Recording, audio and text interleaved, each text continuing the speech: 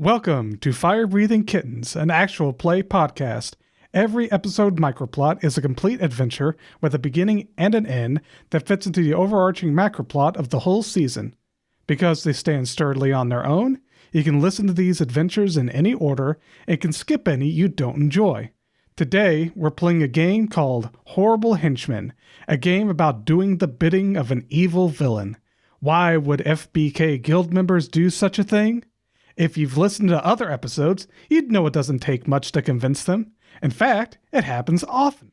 A bit of a disclaimer, it's our first time playing using this system, so we probably won't do everything perfectly.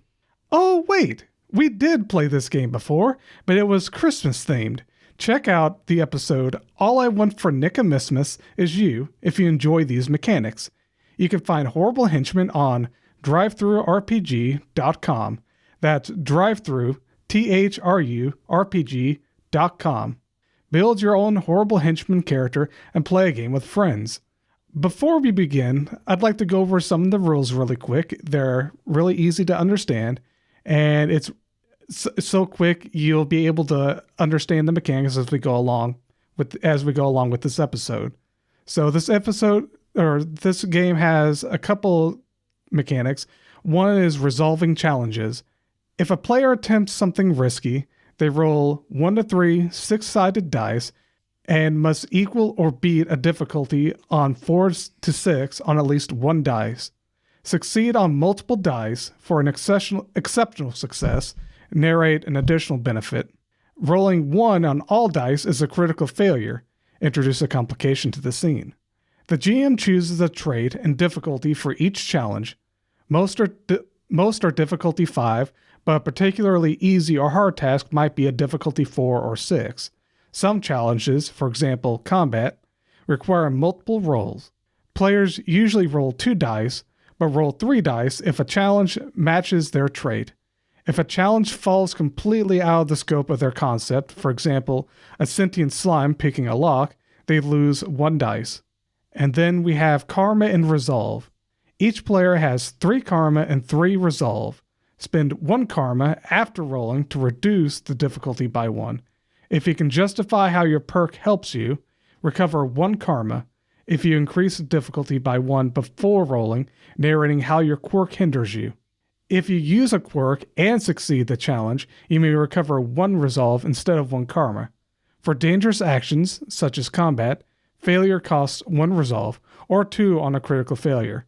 If a PC runs out of Resolve, they are eliminated from the scene, but death is primarily a narrative conceit, and the PC usually returns later at full Resolve. With that said, we'll go to our character introductions. We are joined by Bill. Hello, my name is Bill Day Statueman. I am 7 feet tall. I am slate grey. I am actually a living statue. People say I am handsome and chiseled. We are also joined by Demyan. Hello, my name is Demyan Belov, and I am a short stack, 160 centimeter, bald human mechanic man. Currently wearing my lucky pants with a lot, and I mean by that a lot of pockets for everything I could use in the field, my combat boots and my hockey jacket. Also, I have a bag of instruments that I looted in my previous adventure. And we are also joined by Sadie. Hi. Sorry, I haven't spoken in a long time, so I lost my voice. Hi. Sadie is a Macritus elf. Her ears are as wide as the horizon. She has a perk of a magic heal, so she might offer you a crystal. And a quirk of groveling because she doesn't like social situations. Her trait is crafty, but she's not very crafty at all. She's just definitely not, physically strong or agile. So but she does have some courage, just not for social situations. Oh, Bill's trait is brawny. His perk is brutally strong.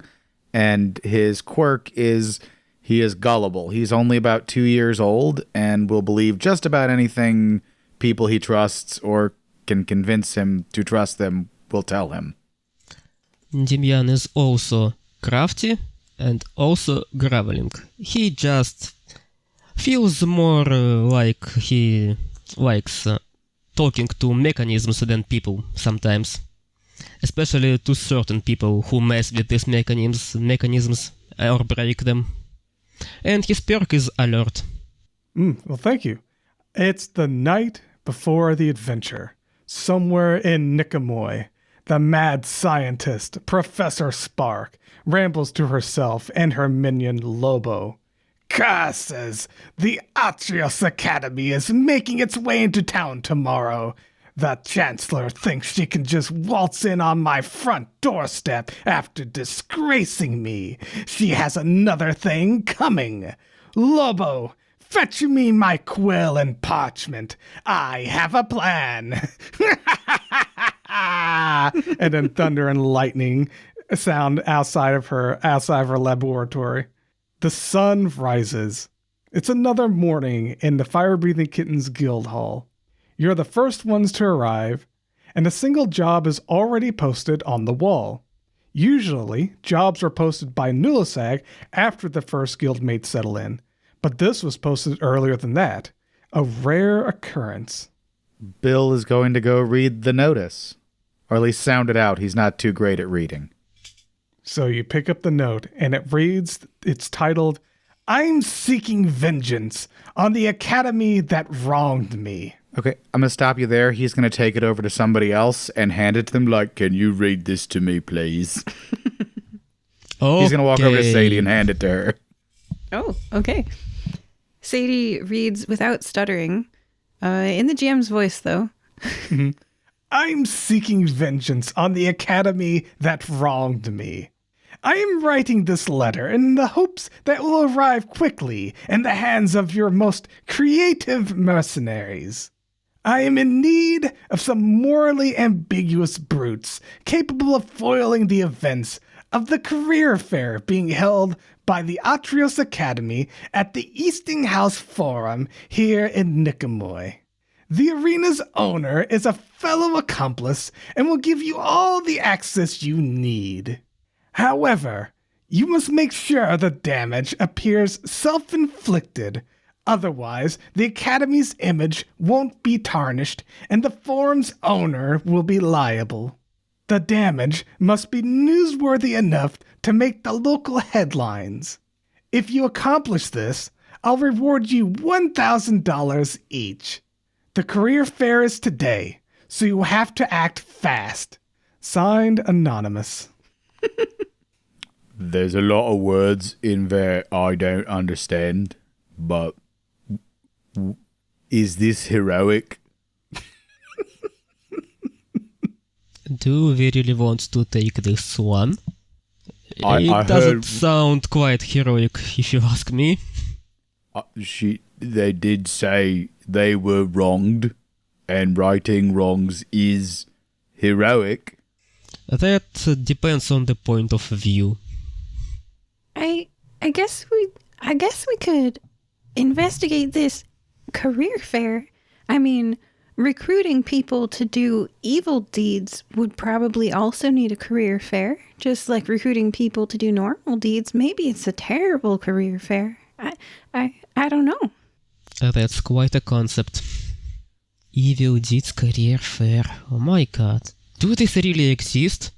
It would appear so. I'm picturing us going there to investigate and then just through our own bumbling actions destroying the career fair. just because we're present. Like we catch something on fire. You know? Maybe we can talk them out of being evil, or beat them up failing that. Alrighty, let's just at least take a look at this fair and decide what to do on the spot. And we all head out of the guild hall to the Eastinghouse Arena, right? Yes. All right. So you arrive at the Eastinghouse Forum. It's a large arena-shaped convention center. It can work as a fighting arena, or I believe it was a convention center for a bunch of other showcases for inventions and other other big events, such as a careers fair like what's being held today. As you arrive, you see a middle-aged, 3-foot-tall gnome man wearing a crisp black suit and bowler hat approaching you. He straightens his emerald green brocade vest and cravat and pulls a handkerchief from a pocket to dab the sweat from his forehead. Heavens to Betsy, it's mighty warm today. Hello. Well, I be you're mighty huge for. Well, what are you exactly? You look like you're made of stone. Yes. Well, good to meet you. What is your name, sir? Bill de Statuman. Bill de Statuman. What a fine name. Nice to meet you. He holds out his hand. I am Ignatius Cogbright, inventor extraordinaire at your service. Feels weird interacting with myself here. Yeah, I wasn't expecting you. So, this is a treat, I know. I can't get the accent down just like you did, but I think I'm doing a good enough job. Good enough. This was the person playing Bill's player character last season for all the listeners who are like, why are they laughing so much? Well, It's a yeah, pleasure so to meet you're you. with fire-breathing kittens, I assume. Would you be so kind to show me your tattoos? Bill shows the palm of his hand. It's actually like it's not tattooed, it's actually carved into his hand. Well, that's a mighty fine carving there. I assume that'd be what they do for a gentleman like yourself. How about you two, young lady? How about young lady? Young lady? Oh, she does look young. She looks like she's 18. She's a little bit older. So she, I think, has like what's cute and dainty? Like an ankle tattoo? Is that like the ladiest spot for a tattoo? Yeah. Ankle, wrist. Ankle. Yeah. I would say ankle or wrist. Oh, yeah, like wrist, like when you, like right there? Yeah, like on the right under your palm, yeah. Yeah, okay, right under her palm sounds good. Okay, she has it right under her palm, and it's tiny. And it's just black ink, you know? Well, that's a mighty fine, simple, very beautiful tattoo you have there. Lady, what's your name? Sadie? Well, it's very nice to meet you, Sadie. And how about you, my fine gentleman over there with all them pockets? My name is Demyan Belov, airship engineer, nice to meet you. And Demyan just takes off his jacket so he could show his left shoulder, which has now 2 tattoos, one of the fire-breathing kittens and one of airship engine with propeller. That one he made back in his time he served in the Merchant Navy on the airship. Well, that's mighty fine to see there. I see what you. Yeah, so I see now that all 3 of you are with the fire-breathing kittens. It's a wonderful adventuring guild. I was once an adventurer from the fire-breathing kittens as well. So I assume you're here with that job. I was informed. Yes. Yes, we are. I'm the owner of this fine establishment, and I know that you're here on a job to foil the events here. But I must warn you, if you don't make sure that the academy looks like they're the ones that did it, it'll look bad for business. We got the notice. Do you want to share anything that could help us do things like it's an accident? Well, there's plenty of things and items and objects you can use to get the job done. You have access to all the rooms in the entire farm. He hands you the keys to some of the locked VIP rooms. So we have your permission to wreck this place. Well, you just need to make sure that you make the place look like it was wrecked by the Atrios Academy. So you have to put a little bit of, and he taps the side of his head, a little bit of your noggin to make it worthwhile. I know the fire-breathing kittens are filled with high-strung, intelligent mercenaries. Oh, so the insurance covers it. Precisely, my dear. And if you do it just right, I could get a good lump sum of money out of it. Of course, I'm not here for the money. Don't take me for my word. I'm just trying to tarnish the name of that Academy Chancellor, Tectonia Quietlimb. Her presence here attracts the most pretentious individuals in Nickemore like flies to cow patties. It would be a shame if she were to make a fool of herself, wouldn't it? The gnome says, twirling his mustache with a cocky grin. You sound like you two have a history. Oh, well, of course, we've had our run-ins together, and she is just quite the pretentious, snooty. Well, I don't want to say anything that would be too condescending, but you must understand that there are some people in this world who just don't deserve the recognition they have. Do we know who the head of the academy is? Tectonia Quietlimb. He mentioned she is the Academy Chancellor. Tectonia, what was the last name? Quietlimb. Have we ever heard of her? No, she's new. Okay. Tectonia Quietlimb. It's Tectonaya is the first name. And a quiet limb is just quiet and limb in one word. But yes, you can sabotage the event however you see fit, using whatever you find lying around to get the job done. Just as I've said, make sure that whatever chaos you sow looks like it's inflicted by the Atrios Academy. Have fun! Thank you. Do you have any more questions? How do you spell the name of the academy? ATR. Yes, IOS. Thank you. So I suppose we should head inside. After you. He tips his bowler hat and holds his arm out to show you the way inside. Bill goes on in. Mm-hmm. Alrighty, let's go. So you walk through the front doors, not too much to see out here in the hallways leading into the central area. And the central outdoor area has various carnival rides set up to keep guests entertained between showcases. There's a teacup ride, bumper carriages, a Ferris wheel, and a petting zoo are among the lineup. Across the rides is a picnic area where various cooks from Nicomoy sell their dishes in hopes of attracting schools and businesses. Timian just makes a drawing, quite kind of a map of what is where, so he could review it later and possibly come up with some ideas. Mm-hmm.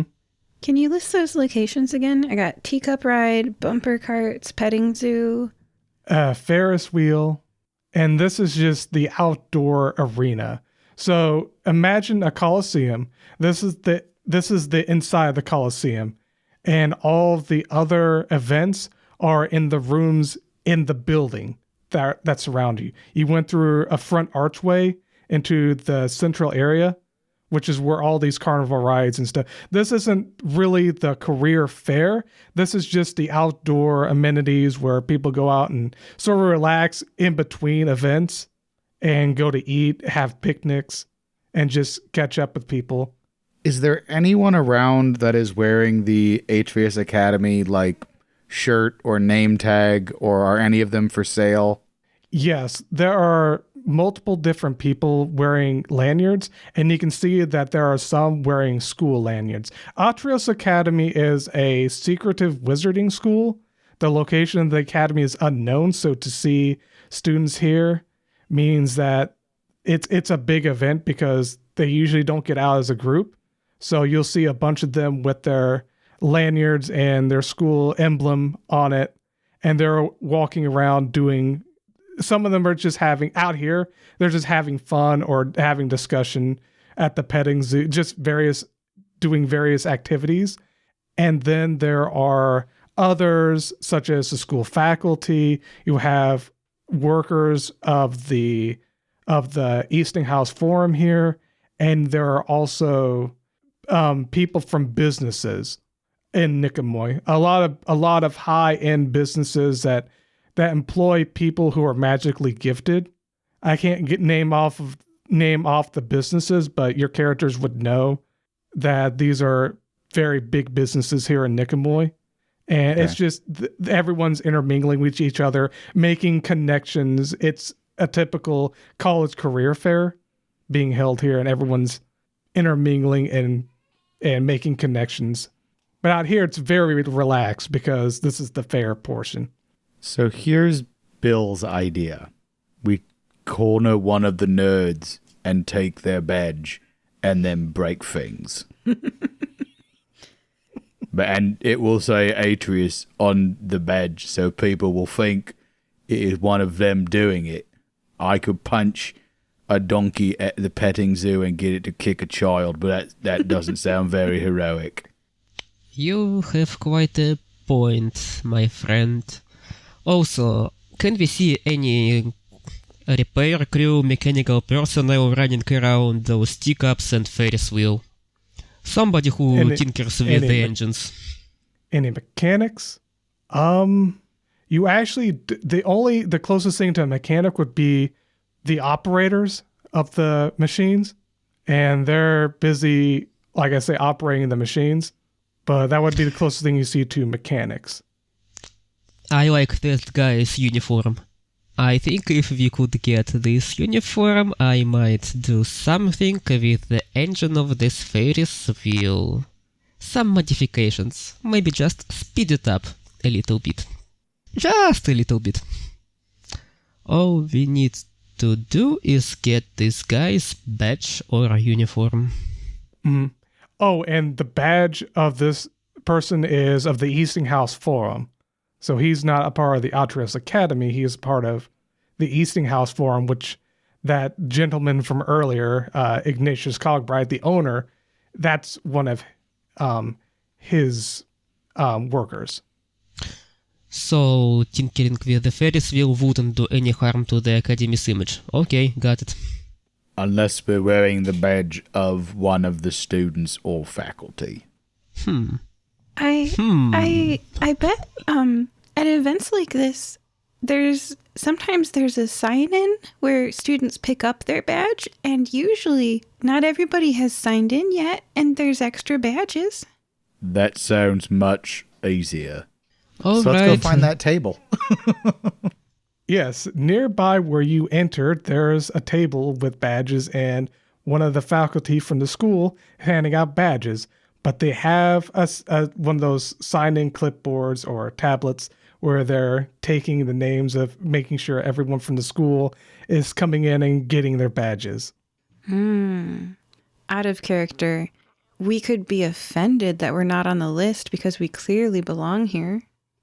Or, what are some other strategies for, we're not on the list, you guys. So. Bill was just going to take one and intimidate the guy and be like, this is who I am. Stop me. Okay, let's do that after stealth. Is anybody doing stealth? One could just act like, excuse me, I'm so lost. Could you help me get my bearings on something? While another just sneaks the badge. Yeah, okay. I'll be lost and confused and groveling, and you be sneaky and get the badge, and then Bill can be offended and mad. Just intimidate him. All right. Okay, we got a plan. So I hesitate. The plan is for me to walk up to this person, but it's a person I don't know yet and strangers. So I look very distressed because it's not acting.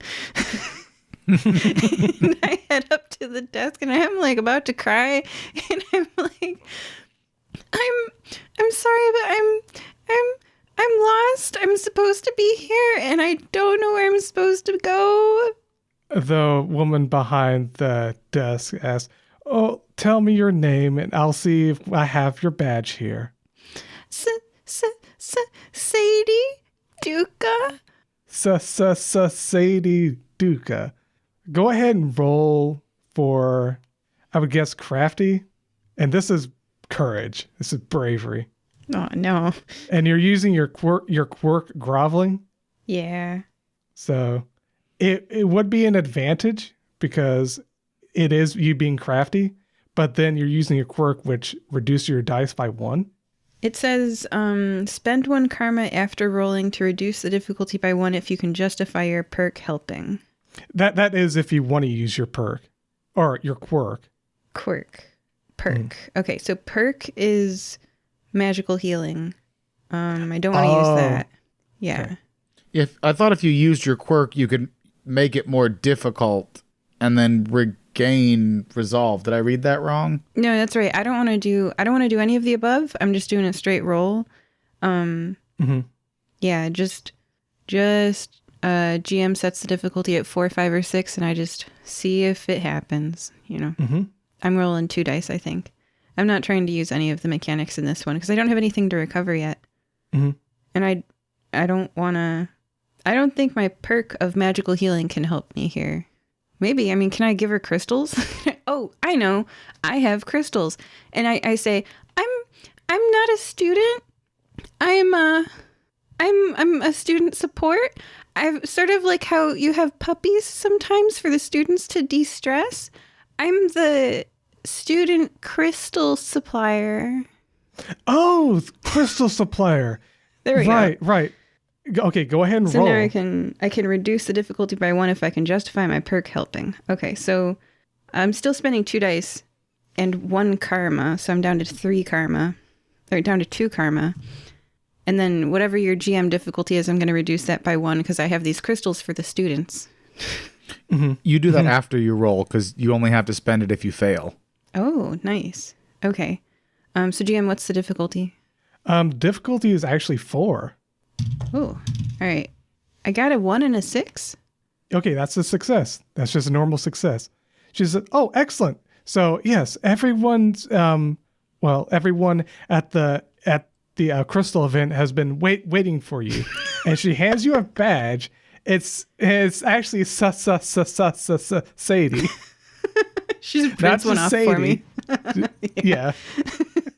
I like this running joke of Sadie. But she hands you this badge with that name spelled out just like that, and she directs you to the crystal event, which is, she points towards the back of the auditorium, or not the auditorium. She points to the back of the arena that is an auditorium. I definitely go there because I see this as a great chance to actually induce the students to cause their own chaos. I'm going to give them like LSD and like make them give me a second as I look up the IUPAC name for LSD. And yeah, okay, keep going, you guys. I love this. I'm going to roleplay this. I'm actually putting my badge on and going to the crystal thing. You see Sadie putting on her badge and excited to be like, yeah, crystals. and bouncing your way to the back of the arena.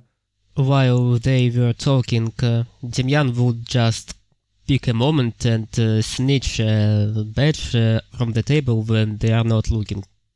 I see. Okay. What do I roll? 2 dice? Yes, 2 dice, and since you're taking advantage of them being distracted, it's also a difficulty of 4. Does my perk alert help in the situation? Like notice the exact moment to snitch it? Mm-hmm. Alrighty, 2 dice. Here we go. It's 1 and 4. You made it with just the 1.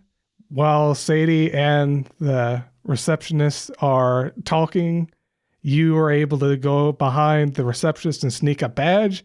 It's just a random name. It's Crosby Jameson is the name on your badge. So that is your fake name, Crosby Jameson. Meanwhile, Crosby's like, where's my badge? Demyan gives this badge to our stone friend and just walks casually to the woman like Sadie did before and asks her, "Hey, tech support here. I heard you needed something repaired here." Oh, tech support. Are you here with Eastinghouse Forum? You need to go speak to the owner. He's the man you're wanting to speak to. This is the line for students and their badges. Oh god, I'm lost already. I'm already lost. Alrighty, I'll go speak with them. By the way, could you state me what's broken so I can do my job quicker? Oh, I didn't get much explanations. Just go there and help those kids out there. Oh, what's broken? Alrighty, 2 dice. Here we go. It's 1 and 4. You made it with just the 1. While Sadie and the receptionist are talking, you are able to go behind the receptionist and sneak a badge. It's What's broken? She takes a look back and says, "Oh yeah, the Ferris wheel there, the Ferris wheel and the teacup ride are breaking down a bit. The teacups have one of the teacups has stopped working, it stopped spinning, and the Ferris wheel has been. A lot of people have been complaining about squeaking lately, and people are worried that it might fall apart. So." Alright, we can do it two ways. Either I'm going to fetch the badge and proper papers from the administration, which will take quite a lot of time, I believe, knowing the bureaucracy, or I just walk right there and do my stuff and get all the proper papers later. Oh, you're right. And she looks around and says, "Well, I know you don't have your badge right now, but since you're with the Eastinghouse Forum and they hired you, you seem to be a professional. The maintenance room with all the tools and supplies you'll need is behind the auditorium. It's in the back hallway in the backstage behind this big auditorium." And she points you also towards the back area where Sadie's heading. There's a backstage room with maintenance supplies. If you could go there now and get that, you'd be able to fix that stuff easily enough. Alrighty, I'll see what I can do. Mm-hmm. It will take but a moment. Okay. What was the name on Bill's badge? Crosby Jameson. As he walks past the lady, he aggressively shows her the name tag, Crosby Jameson, and just keeps walking. There's no need to make a roll. Just the way you say it. Just like, "Nice to see you, Crosby." As Crosby, I'm calling you Crosby. As Crosby, as you are heading over, you see a 6-foot tall old human man with pale skin, white hair, and brown eyes, wearing wizard robes, gazing at one of the nearby displays. He waves to some of the school's faculty members who seem to recognize him, and they wave back. Was he waving at me? No, he was waving at the faculty. He hasn't noticed you yet, but you definitely recognize who it is. Oh, is it my maker? Yes. I've forgotten his name. Edward Hardingwood. Bill is going to walk over to him and go, "Hello, Edward. My name is now Crosby Jameson." Bill, he's... No, as you can see, it is Crosby Jameson now. I have a name tag. I am a normal student here, and gives him a very big wink. A normal student. Wait. He looks at your badge and looks up at you, Bill. Bill, it's nice to see you here observing the Atreus Academy's career fair. Your name is Crosby Jameson, and you're a student at the school. How did you know to apply? I never told you about Atreus Academy. I'm on a secret mission for the fire-breathing kittens to become a hero. Oh, fire-breathing kittens. That's a wonderful place to become a hero. I'm glad you've joined them. And, you're on a secret mission here. And you have to pretend... I see. He's pondering for a moment. Well, Atreus Academy is a wonderful academy that would do well with your help. Whatever heroic deeds you're doing, I'm sure that it will turn out just fine with you around. I am so glad to hear that you're a part of the fire-breathing kittens. I knew you would learn from something wonderful and great. Bill nods his head, goes, "Yes, we are supposed to ruin the event and blame it on Atreus Academy." What? He's a bit shell-shocked. He's like, wait, hold on a moment. What are you here for exactly, Bill? Yeah, Do I still have the notice or the letter that was sent? You handed it to Sadie. Oh, So no, I don't. I'm not sure exactly what you're trying to do here, but I think you might have been tricked. Not again. And he looks very distressed. Here, Crosby Jameson. I've never heard of this young man, but let's go back to the badge maker and send this back. And you know what? Don't worry about your mission with the fire breathykins. I'll speak to Nulsag and let him know that to make sure that you don't go on any of these non-heroic adventures. And I'll have you and just enjoy yourself here. And I'll have you here as my guest. Does that sound like fun? You can go around and learn about Atrios Academy. I'm an alumni of Atrios Academy. I came here to visit old colleagues and see what everyone's been up to. And it'd be so wonderful to show you around. And if you really enjoy Atrios Academy, I could have you enroll in it. Well, let me find my friends that I came in with. I figure we should probably stick together. I know one of them's at the Crystal Place. I will go get her and bring her here so we can all talk together. And Bill turns and starts walking towards the Crystal Room. Speaking of the Crystal Room, I've gotten a lot of beanbag chairs. It's decorated with Sadie's ego dissolution in an arch. There's like a leave your weapons at the door for this guided meditation sign. And it's fully consensual. Like I'm explaining it's going to take about 8 hours, maybe 12, but you'll be totally safe and you'll be on a guided. Oh, wait, this is all written down on the walls because I can't talk to people. So like this is this is like in text. Also, it's better to have it in text. That way people can look at it.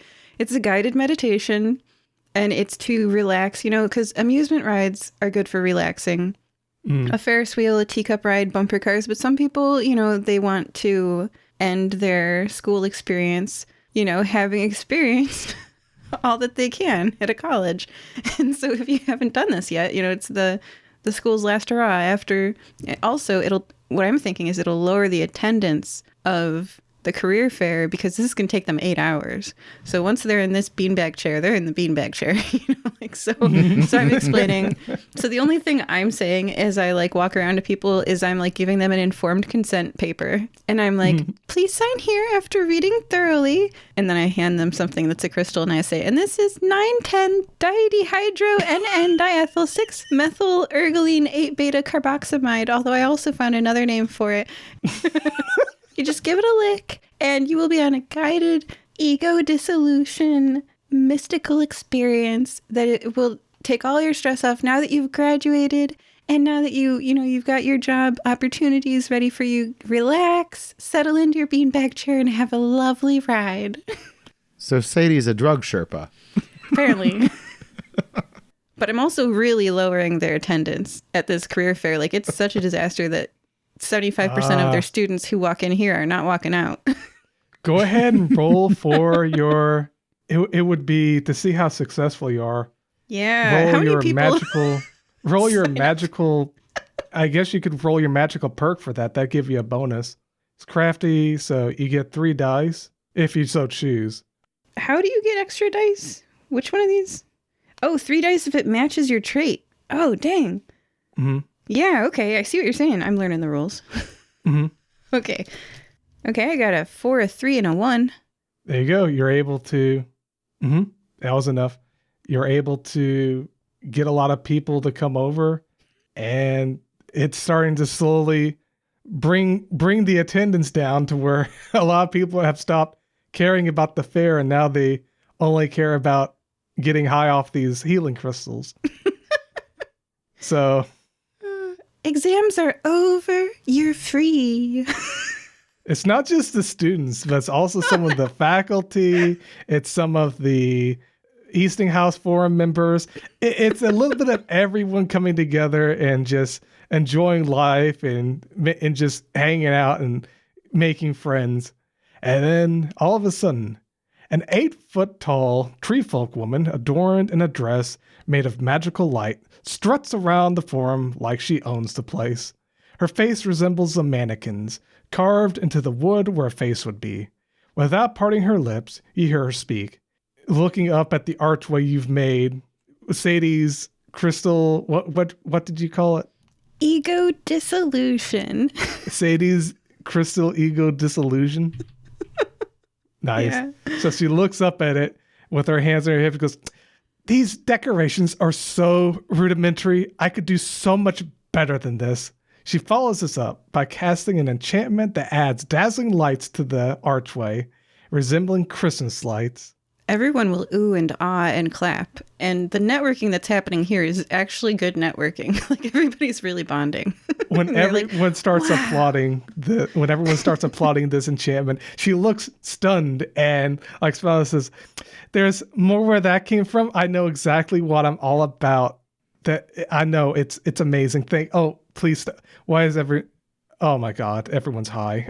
She's looking at who is this Sadie? Who is Sadie? I'd like to speak to this Sadie. Oh, no weapons beyond the arch. Please leave your weapons there. And there's like a pile of swords. Oh, well, you're a doll. What's your name, Sadie? Oh God. Sadie. Well, do you know who I am?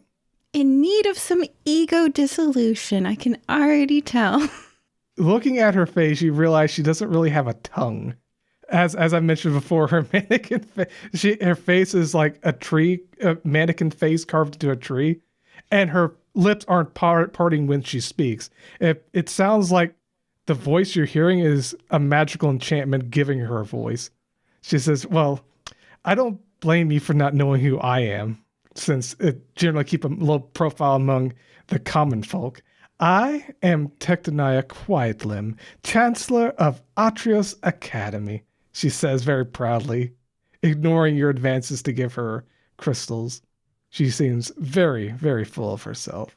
So I'm like actually glad that I gave all her students LSD so they'd be a little bit more humble after what she taught them for 4+ years. Yeah, I'm actually feeling pretty good about this. Like whether or not we're here for good or evil, I feel good about my crystal cave.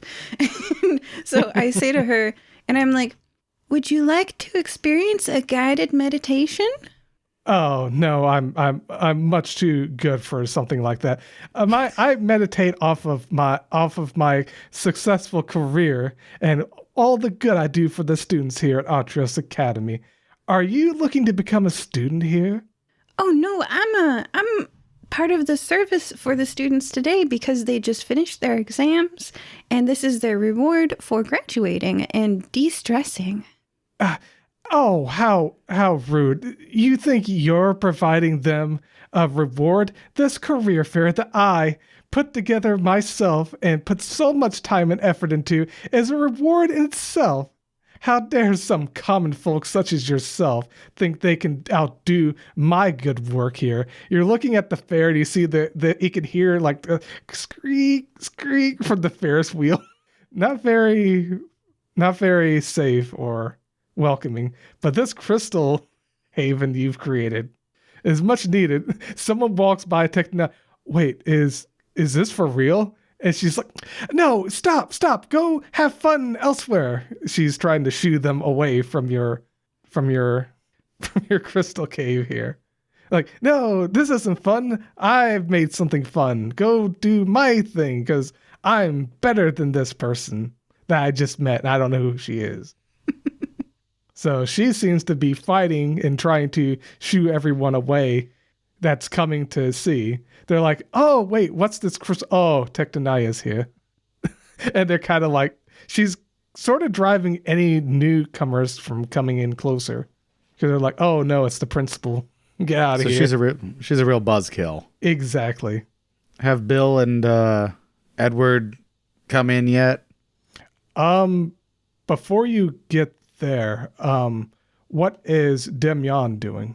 Yeah, Demian, save the crystal cave. So Demian, Demian was guided to that storage room with spare parts, right? Mm-hmm. There is the, let me get to the, so it's the backstage of an auditorium. You find multiple props with various plays, such as large forest display and tower with staircase behind it. Smaller props of various designs can be found here as well. The hallway connecting to the dressing rooms and the storage room and the maintenance room is clear. Dressing rooms and all the other rooms seem unoccupied at the moment. So, does Demian find any spare parts for engines, maybe some spare engines for those teacup rides? Mm-hmm. Yes, you are able to make it to the room, but as you're making it to the room, you hear someone, you see someone sneaking out of a dressing room, and they see you. And they look a bit shocked and surprised, and you recognize this person as well. It's a familiar face, a 6-foot-tall human man with pale skin, blonde eyes, and blue hair. He appears looking like a student visiting from the academy. His mannerisms make it appear convincing. So he looks like a student, and he has the badge and everything. It's definitely your good friend Vanya Tarseneko. Did you mean to say blonde? Did you mean to say blonde eyes and blue hair, or was that a slip of the tongue? Did I say? Because you did. You said blonde eyes and blue hair, which just picturing it in D&D, you never know. So I just wanted to make sure I was picturing it right, or was that a slip of the tongue? That was a slip of the tongue. I should have said blonde hair, blue eyes. But I didn't want to draw attention to it, but like in D&D, that is entirely possible. Mm-hmm. Vanya, какого... Excuse me, mister, and Demian looks at his badge. Oh, you're what's the name on the badge? I'd have to think of another name. Eddie Vincent. Eddie Vincent. We'll go with that. Thank you. Excuse me, Mr. Vincent. What are you doing here, of all places? Hello, comrade. I'm happy to see you after such a long time apart. Yes, it's mutual, but what are you doing in this place? Don't you remember? I applied for mentorship at prestigious Atlas University, or whatever you call it. He stops talking and looks around. It looks over at past the curtain from backstage out there. You hear announcement going on about something. It's mumbled, and you can hear the audience like a muffled applause afterwards. He whispers back to you, "If you were not busy right now, I would like you to help me. If you do, I will gladly repay you." What do you need me to do? I need someone to cause a commotion of some kind that will cause a slight bit of panic. Something that would allow someone of opportunistic intent the chance to take something without being noticed. Do you think you could help me with that? You come to the right man, my friend. Okay, Vanya, dearest of my friends. I'll help you gladly. Mm-hmm. Just a fair warning, don't go anywhere around teacups, Ferris Wheel, and this crystal thingy going on there. Got it. Understood. I appreciate this. And he looks back and says, "Don't tell anyone you saw me here. I'm looking for the right tools for the right job." And he looks around and he goes into the room you were just in, the maintenance room. Well, Demian just pats him on the shoulder as he goes, "Удачи, дружище!" And he goes to the maintenance room in the search for some engine parts, or maybe even a spare engine for the teacups. Mm-hmm. I would say, does this really require... No, you're able to find all the tools you need. There's no challenge in that. Alright, so Demian just takes the spare engine, pulls it on a trolley, if there's any, so he doesn't carry it in on his hands, and casually walks with it to the teacups. Mm-hmm. Alright, everybody, ride's closed, maintenance time. You hear, "Aw," and then you hear some people point and look and say, "Guys, look, the crystal cave." And you see people filtering out of the Ferris wheel like, "Oh man, I couldn't wait to get off this slow, creaky Ferris wheel." So before you make a check with that, let's go back to Bill, see what Bill is up to. So Bill is going to go to Sadie and say, "Can I have the letter we were hired for, please?" Of course. I give you the letter, and I'm kind of rooting, like, as a player for the principal to make all these LSD doped people, like, exit the Crystal Cave and go wreak havoc upon, because they're not going to act normal. Either the Crystal Cave gets saved, or the Crystal Cave doesn't get saved, and more chaos happens, but either way works for me. Anyway, so I hand you the job flyer. Sadie does. Bill? I'm going to take it back to Edward and say, we were hired by nonny miss. Right in front of the principal. Right in front of the principal. I definitely, I'm like, and I, stop you from talking. Because the principal probably doesn't need to hear that. The principal is right now nearby, within earshot, but is currently distracted, lecturing to some of her more brown-nosy students about the importance of lectures and schoolwork and why this should be something this fun event that they're going to relax and make connections and transfer from school to career should be something that you have fun and take seriously at the same time, and stop doing these drugs and start doing acceptable things. She's trying to talk to the students who are currently tripping right now, not just regular students on the way in. Like, these students are already tripping, right? She's given up on them. These are the students Okay. that are coming in, that she's able to catch the attention of the students that really look up to her, and she's currently having a lecture with them and talking with them, so she's distracted. But Bill is there, or not Bill, Edward is there with Bill, and he sees Bill about to hand him the letter, and that Sadie, you said you were going to stop him. Yeah, I'd be like, here's have some of the Crystal Employees Only area, and then if I could put some words in Tectonia's mouth, I want her to say that it's imperative for the students to maintain control of themselves at all times and maximally extract product from the working class. Oh man, she sounds great. Yeah. Bill, if Sadie does tell him to stop, Bill would stop and be like, what? I was going to let my dad read the letter. Yes. And I just guide you into the employees only area. So, Sadie, you see this kind, soft-spoken old man wearing a wizard. He looks very, very like a sweet old man, old human man. I mean, definitely a lot younger than you, but cute and endearing, like what would be just an old man, is hobbling around, who doesn't have many days left in his life. He looks very sweet, and he looks like a good dad. But yeah, he sees Bill try to hit, and he sees you snatch the letter away, like no, and he has this very sad concern, like it's like a sad puppy or like a sad old dog looking like, oh, like looking sort of disappointed and a little really sad that Bill's being manipulated by someone. But he's being patient and just waiting for Bill. So he's not going to stop you, but he's looking over at you and Bill with concern. Once you're in the employees only area, you can talk. I just didn't want the... Sorry, I didn't want the headmaster. That person, the 8-foot-tall tree folk woman, that's Tectonia Quietlimb, Atrios Academy's chancellor. And if she heard you saying that you were planning to sabotage her event, she would have taken action. So I just had to get you into this quiet area where we're all talking to each other. So you guys have a nice chat here. But yeah, be aware of who's around you, Bill. Bill looks around and goes, I see you and I see my dad. I am now aware. Dad, here is the letter that we used to get hired. Miss Anonymous has hired us.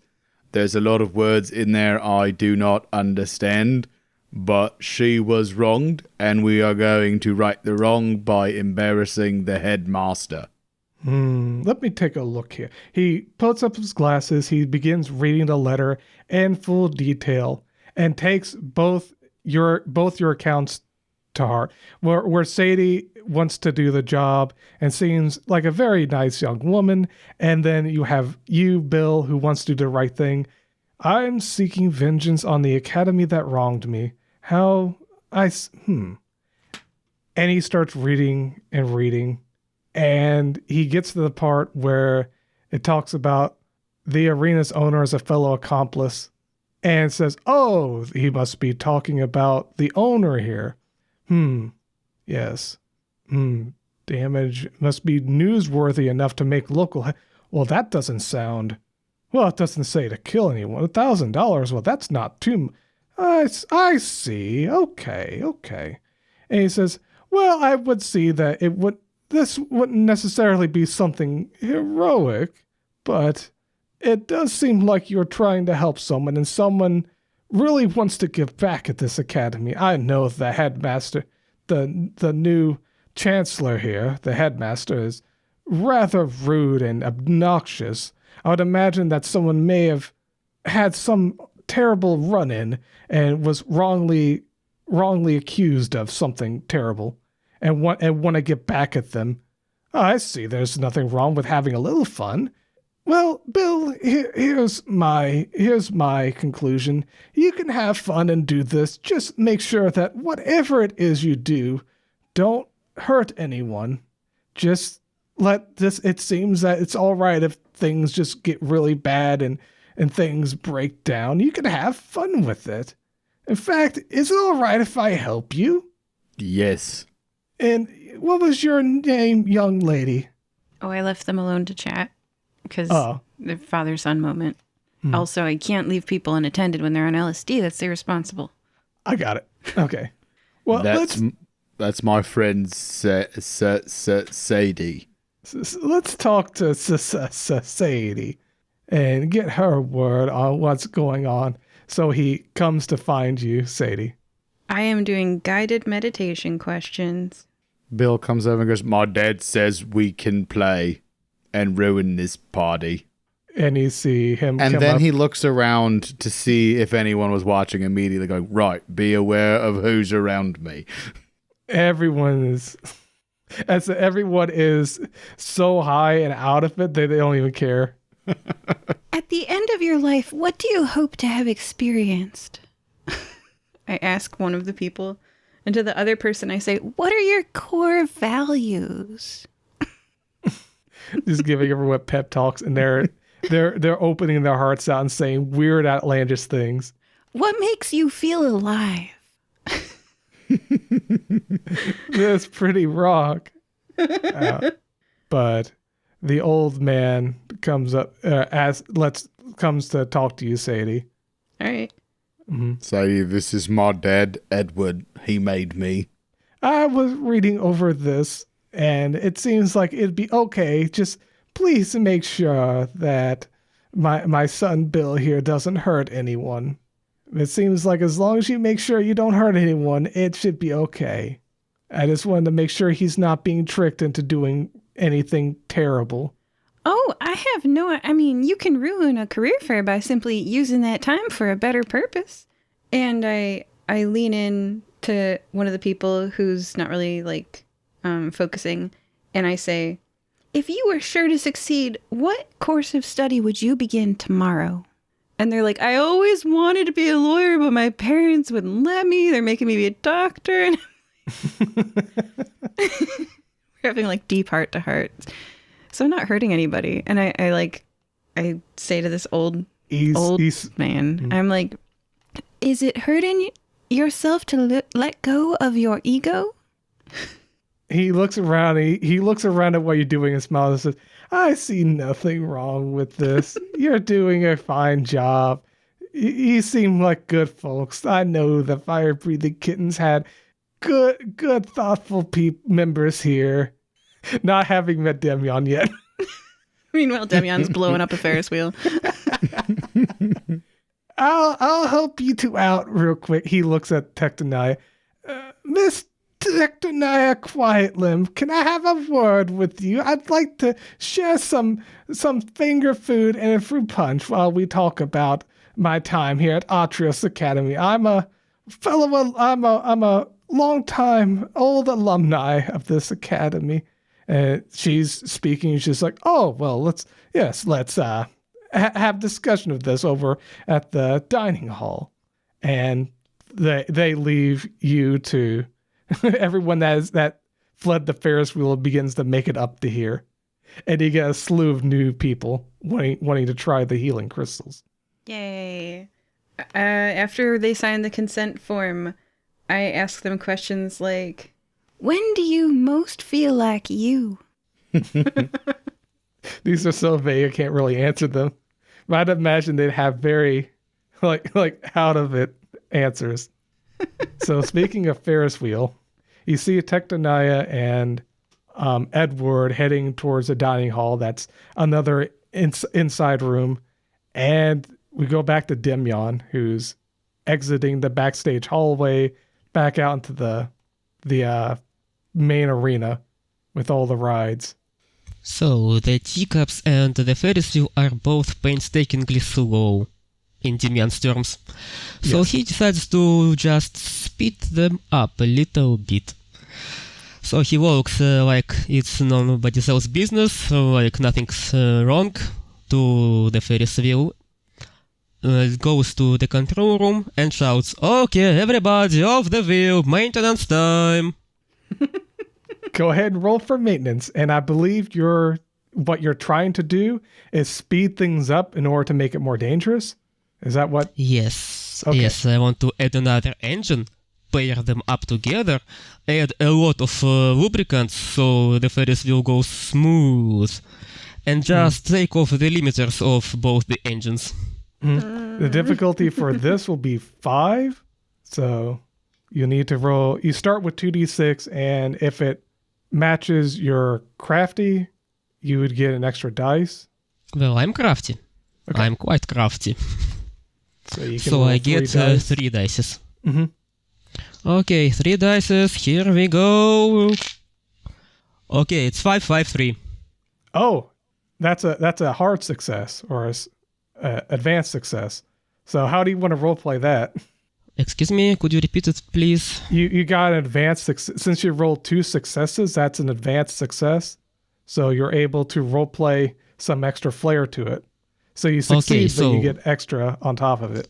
So Demyan adds a little bit of a timer, so the Ferris wheel doesn't fly like crazy the moment Demyan walks away. It just begins to gradually speed it up like it's a normal thing. It begins to spin up faster, faster, and at some point, bam, the limiters are gone and it goes all the way from 0 to 100. Also, Demyan adds a little bit of a tag on the engine. Property of Atreus Academy, experimental centrifuge, return after the event. Oh, man. That's the extra flair. Yeah, perfect. So you made sure it looked like the Atreus Academy and not nice. All right. And just like that, he gives the green light to go to the operator and looks for some snacks to get after hard work. Right. So you go to get some snacks. The snacks are in the dining hall. The dining hall has been retrofitted to serve as a convention hall. There are 4 large wooden tables that extend 40 feet each. There are display boards for various businesses in Nicomoy, set up with a presenter and crowd of varying size at each table, roughly 1 display every 10 feet, so around 16 displays. To the side are refreshment booths offering up finger food and fruit punch. Above you is a spectacular display of chandeliers, 16 total, arranged in a 4x4 grid aligned with the 4 long tables below.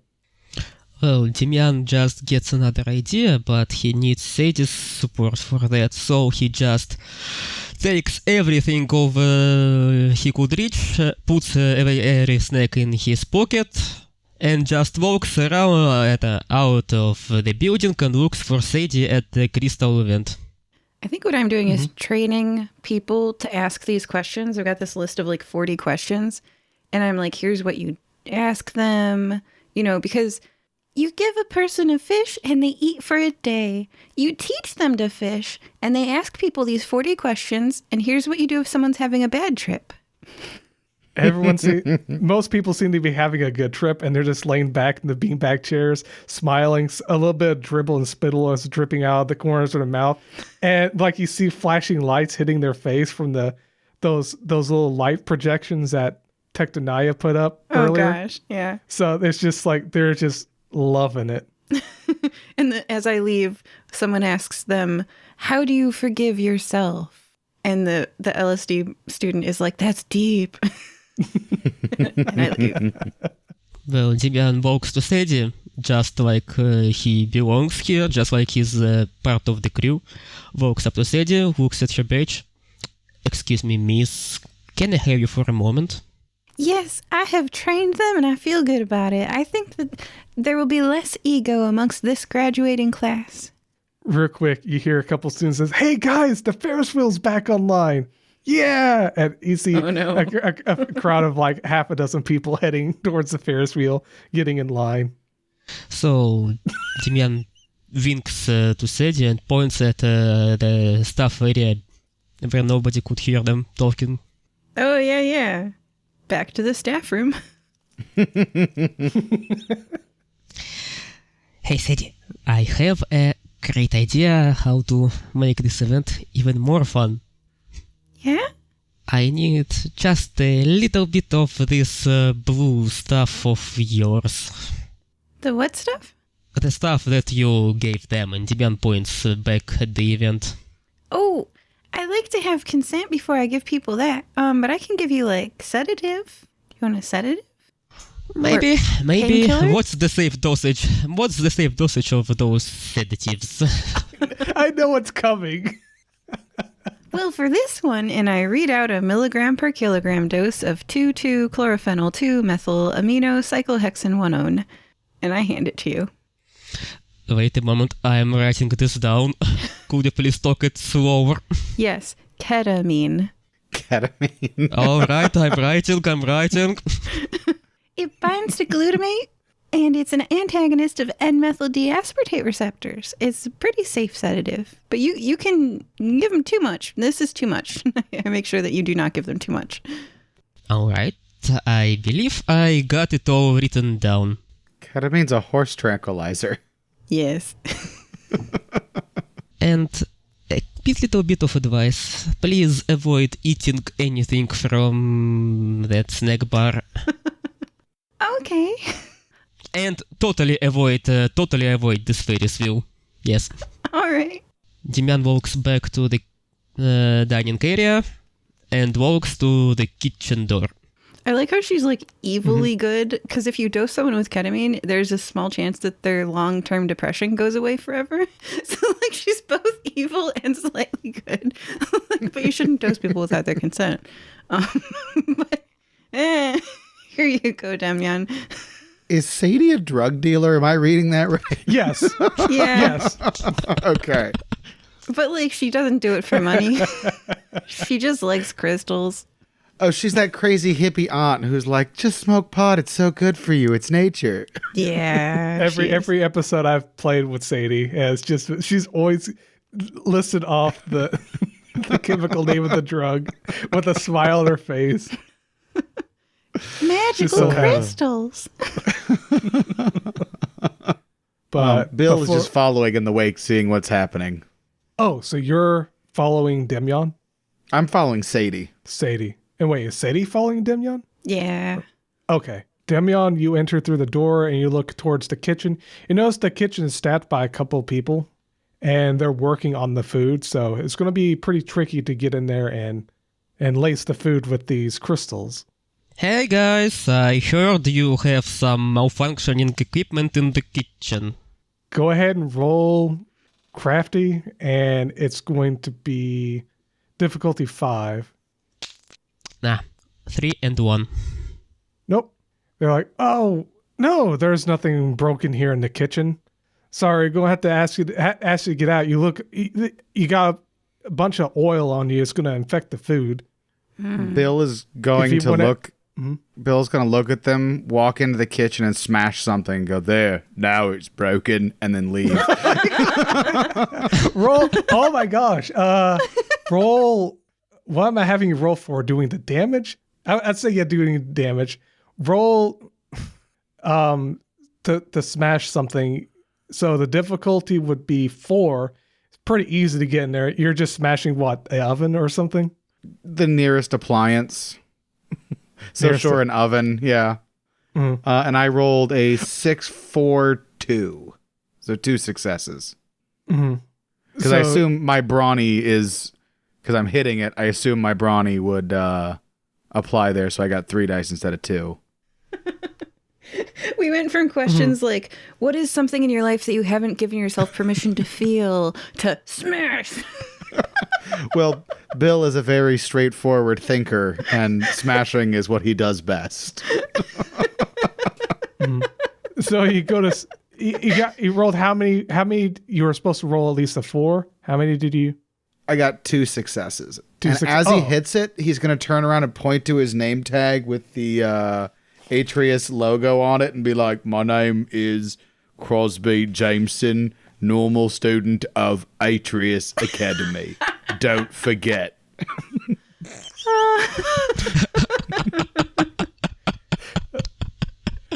What are you doing, Crosby Jameson? You're one of the... I know your mother. Why would you do that? I'm telling your mother. Like you'll be hearing from her. And I don't remember you looking like a rock golem, but it's your name tag. He just nods and goes, he said he needed something broken, and then leaves. Now it's totally broken. So do you want me to fix it, or should I just go away? The 2 cooks, one cook is just looking, it's a line cook. She's just about had, and she's like, I'm done here. And then the other cook is like, yeah, I guess. Yeah, the oven needs to be fixed. I think they've got enough food. No one's really eating too much anyway. And they make their way out of the kitchen, sort of distraught and angry at this Crosby Jameson, and they're going to report him to his teacher to get him in trouble. Demian takes a lick of that stuff Sadie gave him just to find out how it tastes. What does it taste like? Hole. Instead of that, he falls into the K-hole. Bill? That's the term for using ketamine, is falling into the K-hole. I was just making a joke. Okay, all right. I couldn't hear because yeah, I have no idea what it tastes like. Numbing. That was what you told me when you had my character lick it. Yeah, that sounds right. Or no, it wasn't my character. It was one of my NPCs. But yeah, same difference. No, you had my character. You have everyone lick your stupid crystals.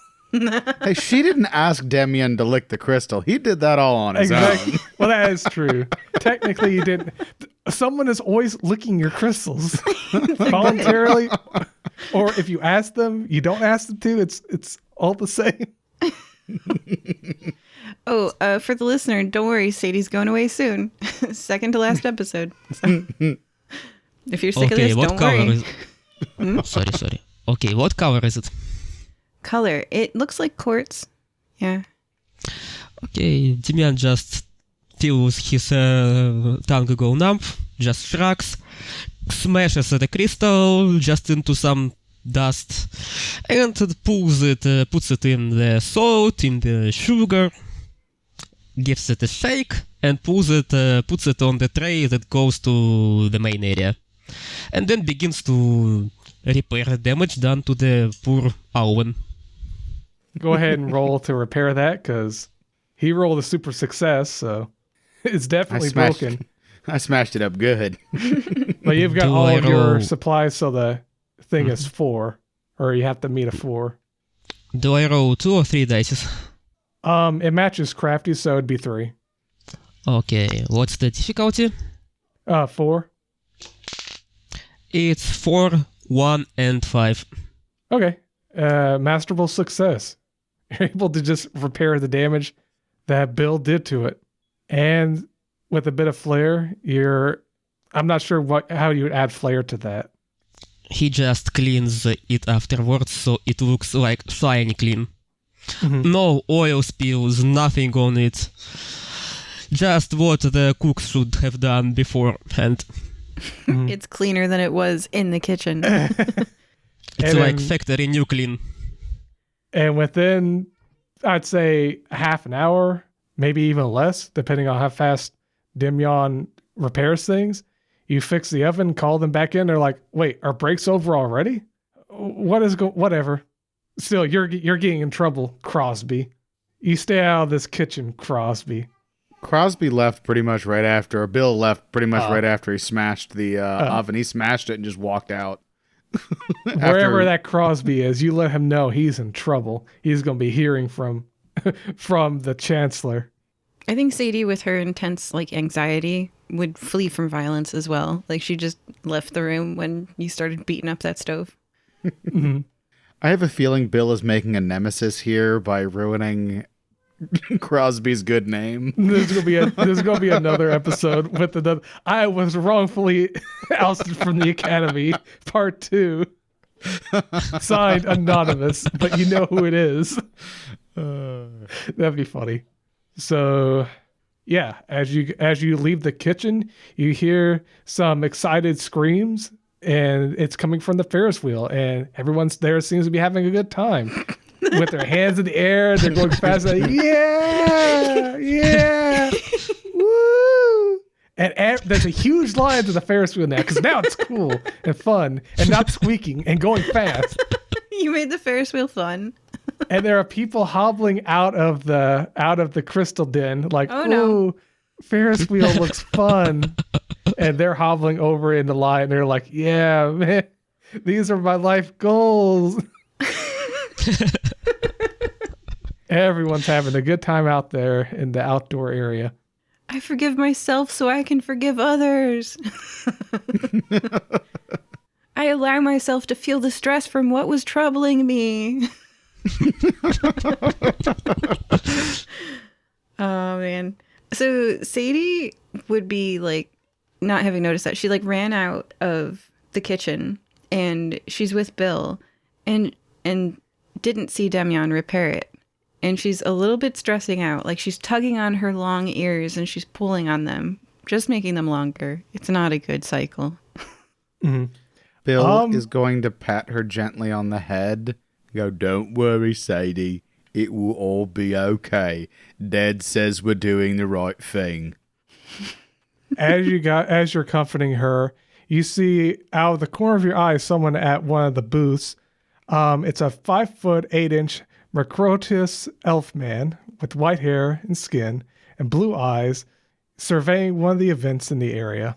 He appears out of his comfort zone, avoiding contact with people and pulling down his ears just like you are over the loud gatherings in the area. And he's taking notes on a tablet. Is this Mateo or Hudson or? Oh, this is your fiance Hudson. Oh, okay. Oh, Sadie squeaks. It does not make her less stressed out to be near him. Oh, you squeak? Is it loud enough for him to hear? Oh gosh, I don't know. I'm going to hide behind Bill. This is not a good day. You're hiding from him. He's taking notes. He looks around. He's looking around. He continues going to another. He seems to be taking notes at the booths as though he's taking in information about. They have those tripod, or not tripod, but those 3-piece display boards on each of these tables, 10 feet apart, with different businesses talking about different things and the school talking about different things. You got different announcers and talking about what goes on at this company and everything. And he seems to be going to each of these boards and taking notes on this tablet, going from place to place. But he seems very out of his comfort zone. He doesn't want to be doing it, but he seems to be doing stuff most likely to do with research on stocks. Sadie peeks out from behind Bill just long enough to see what kind of badge Hudson is wearing. He's wearing local Nicomoy businessman badge, or he seems to be one of the career people, but he seems to just be doing research on all the careers here. So he's not a student of Atreus Academy. He's one of the people from Nicomoy businesses. So that's the kind of badge he has. Okay, it's weird that he's not at a booth, so I'm going to let him drift off into the ether. Bye-bye. Bill is rather confused, but since Sadie's trying to hide behind him, he's trying to look even bigger and like make himself an easier thing to hide behind. Yeah, this is her fiance, but she has spent her day doping people, so maybe not the best time to say hi. And you're in the middle of one of your FBK missions. Yeah. And he's generally scary because, like, commitment, you know? Okay, I guess, okay, all right. So she steps out from behind Bill, and she goes, Hudson, hi. Oh, Sadie, what are you doing here? I wasn't expecting you to be here. I was leading a guided meditation. Oh, well, I'm here just conducting research on local businesses, getting insight on businesses as well, the prestigious Atrios Academy. Yes, it is very prestigious. The students seem like they have good heads on their shoulders, though. Lots of promise there. Indeed. I'm doing research to see if our future children would become students here. I'm thinking that if they would, I would want to get buy a bunch of stock here at the Atrios Academy to ensure they have a better chance of making it. Yeah, when he said future children, her eyes went so wide. She's afraid of, oh gosh, all that, all the commitment, all the, And she stutters and just keeps stuttering for like 30 seconds. She's like, oh yes, our future no. children. Yeah. No. Them. He seems very the way he's thinking is very disconnected from your well-being. It's not that he doesn't care, it's that he's not thinking about you. He's thinking about, as Sadie is cowering and stuttering, he doesn't seem to pay any mind. He continues to look over his tablet while speaking. Yes, and our future children will have a much better chance of making it to Atrios Academy if we buy a stock in this. But I'm not sure whether or not buying stock in Atrios Academy. He drifts off and then actually looks and sees you're just kind of just stuttering, and he seems to nod in approval, like yes, not knowing what you're saying. And then, well, Sadie, I'm very busy. I have to make my way and see about other things around. I'll talk to you soon. Goodbye. And he turns around and begins to take more notes. He hears a huge commotion nearby, and he covers his ears like, also a little bit perturbed, like the way you were when you saw him around. Bill walks over to Sadie and says, "It was very brave of you to face your fears and talk to that guy."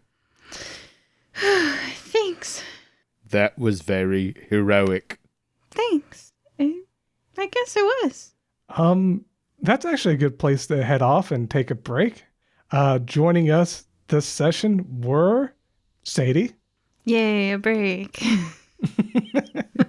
That wasn't stressful. Demyon. Yay, coffee time. And Bill. Just generally yay.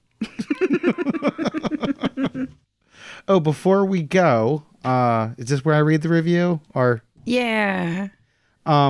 So I don't have a new review for you listeners, but I have an example review of another podcast, and you could write one similar for us. A great actual play podcast, incredible radio comedy drama, well edited and excellently performed. Great theater of the mind. So if you like this episode, please leave us a review. Thank you. All right, we'll see you when we get back. Goodbye, everyone. Bye. Bye. Bye. Today's mid-episode shout-out is, quote, "Special thanks to my sister Amina for always being there with a listening ear and a caring heart. You make life brighter. I'll never admit you were right about Gabe, though, lol, unless you hear it here." End quote. Thank you for supporting our show. If you'd like to support our show, you can arrange for us to read your shout out at firebreathingkittenspodcast.com. We also have paperback and audiobook adaptations of our adventures on Amazon and Audible. Sharing this podcast with someone you know is also a great way to support us. Thank you. Welcome back to Fire Breathing Kittens. Last we left off, would someone like to give a recap? I'll do a recap. So we woke up to, I guess not woke up, when we got to the Fire Breathing Kittens Guild Hall, there was already a notice on the board, but it was actually a letter from an anonymous person that wants us to take revenge on the Atreus Academy because they were wronged by them, and to bring, sort of knock down their chancellor, Tectonia Quiet Limb, down a peg because she's arrogant. Bill didn't know all the words, so he had Sadie read the letter. They're not sure if it's heroic, but they decide to go anyway. When they get there, they meet Ignatius Cogbright, who is their man on the inside, who's the owner of the Eastinghouse Forum, where this job fair is taking place.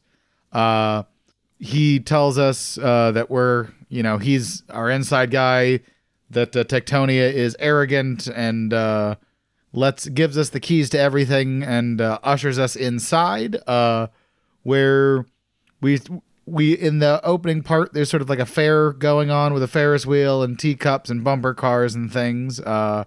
We sneak our way over to the badge dispenser area. Sadie talks her way through and convinces them that she is there to hold a meditative forum with special crystals, and they let her in. While they're distracted, Demian steals a badge for Bill and gives it to him, and then convinces the lady he's a mechanic there to help repair everything. Sadie opens sort of a crystal drug den, and a lot of people are tripping on LSD as she's guiding them through guided meditations. Bill runs into his dad, Edward Hardingwood, and admits that they're there to ruin the place, or to ruin the event. Edward wants to know more about this, so they go to Sadie. In the meantime, Demian has snuck into the maintenance room and gotten the supplies to mess up the Ferris wheel. He comes across Vanya, an old friend of Demian's, who is also masquerading as a student, and asks us to cause a distraction, or asks Demian to cause a distraction while he, I think, steals something, if I'm remembering that right. And then back in the crystal drug den, we read the letter. Edward says it's okay as long as we don't kill anybody. Demian makes the Ferris wheel go super duper fast. We meet Tectonia Quiet Limb, who is super arrogant, and she's a tree lady. Edward takes her off. Demian tries to sneak into the kitchen to repair something. They tell him nothing's broken. Bill breaks it anyway. Demian fixes it and doses everybody with ketamine, supplied by Sadie. Sadie meets her fiancé, Hudson, who is talking about their future together, which makes her incredibly uncomfortable. But Bill says she did a good job for confronting her fears. Did I miss anything? Nope, that is exactly where we leave off. It's a very good summary. So, I'm proud of myself. I actually took notes. At this moment, thank you. At this moment, the new batch of food is on its way out to the show hall, where everyone begins to start taking the finger foods and some of the soup and cheese and crackers and the fruit punch and just everything that's out there. And they begin to sort of get a little lucid and start to feel real good. And they're not really focused on the displays right now. Some of them are, and some of them are a little too focused on the displays. But yeah, everyone seems to be sort of tripping. Is there more interior that we have not seen of, like, the job fair? We haven't actually gone inside, like, all the way inside yet, have we? This is you guys are currently in the dining hall. You guys have been outside, and Demyon has been in the backstage of the auditorium, but no one's actually been in the auditorium portion yet. I think we should go to the auditorium. That seems like there would be a lot of opportunities for breaking things. Okay. Lead the way. So, you enter an auditorium with hundreds of filled seats directed towards a stage where a grand speech is being made. It's a pep talk about the magic of Nicomoy. It's about how Nicomoy is run on magically gifted people that work to ensure a better tomorrow. The speaker is engaging, but rather plain, and the crowd's attitude varies from optimistically enchanted to bored as heck. State-of-the-art magic projects the speaker's voice and illuminates the stage. There's a backstage with a hallway connecting to the various dressing rooms. So I think we should talk about what we're going to do to wreck this place. My thought, we could tip over the Ferris wheel while no one's on it because we don't want anyone to die. That's as far as I've gotten. Would that be the Atrios Academy's fault? I'm wearing the badge. When I knock it over, I will say, hello, I am Crosby Jameson, student of Atrius. And then everyone will think I am Atrius and I am breaking things. Yes, and here I come to fix what you have broken and probably add a little bit of extra flavor. I don't like this guy's attitude. He says that Nicomoy is run on magic people. No, it's run on the sweat of hard-toiling people like us. So let's just spoil his evening. Ah. How? That still has to be figured out. So this is just pretty much a regular auditorium with a bunch of seats and a stage and a microphone, right? Mm-hmm. Well, it's not really a microphone. It's just magic projecting the speaker's voice. But like I said, there's a backstage. We can see what's back there. Yes, we should probably get to the backstage. Mm-hmm. By the way, is there any projectors like lights cast on this man on the stage? Are they also magical? It's all magical. Nothing mechanical in here. So uncivilized. We here in Nicomoy do our best to raise up voices and bring out the magic of Nicomoy. Together, we can work to ensure a better tomorrow. And with coming together with you from Atrios Academy and the aged peoples and businesses of Nicomoy, we can ensure that our children and our children's children have something to look forward to. So, like I say, it's a lot of optimistic, hunky-dory speech that it makes people feel good. And it's like it's leading up to something but never goes anywhere. It's a fluff speech. Yeah, it's a fluff speech that is trying to make everyone feel better about themselves. Or put them back to sleep. So Bill is going to start heading towards the backstage area. Sadie follows. Yes, Damian follows too. Backstage, you find multiple props for various plays, such as a large forest display and a tower with a staircase behind it. Smaller props of various designs can be found here as well. The hallway connecting to the dressing rooms is clear, and the dressing rooms seem unoccupied at the moment. Demyon has been here before. Is there a dressing room for Tectonia there?